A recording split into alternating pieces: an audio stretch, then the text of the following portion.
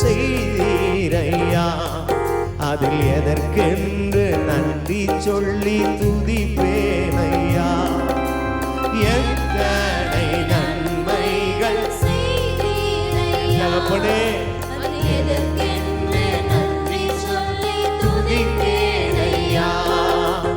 அத்தனையும் சொல்ல வேண்டும் என்றார். அத்தனையும் சொல்ல வேண்டும் என்றார். 1000 ஆண்டுகள் போ